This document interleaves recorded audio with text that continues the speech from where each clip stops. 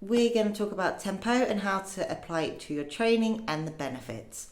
So tempo means time under tension. It's such a great tool to apply to your training in order to shake things up, build some muscle, and just to get that blood flow through to those muscles. So we're going to look about the different types of holds and the tempo that you can apply to your training. So we're going to use the leg extension as an example. So you've got a isometric hold, which is at the top of the movement or at the bottom. They're stationary pauses.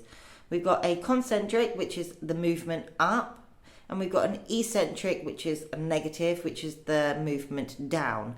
So for the leg extension, we're going to use a tempo of 2, 2, 4, 2.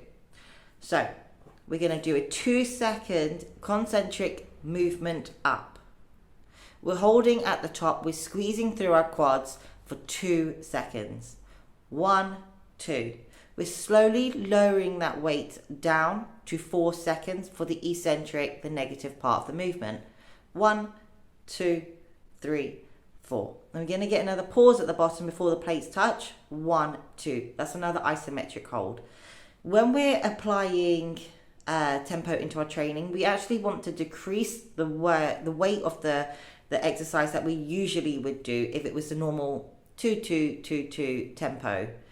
Why? Because the weight feels a lot heavier. Just imagine squatting 60 kilos up to down to. It's going to be a lot more easier. You tend to have a little more bounce, but we want to take all that bounce out and we want to just fix on those pause and the time under tension into our training. So the weight might feel 30-40% heavier than it would with your normal 2 second rep ranges. Tempo is really, really great. You can also apply it to your drop sets. So again, you're keeping the same tempo that you would into your working sets, into your mechanical drop sets. So again, if it's 2, 2, 4, 2 into your drop set, you continue that to the max amount of reps that you could possibly do.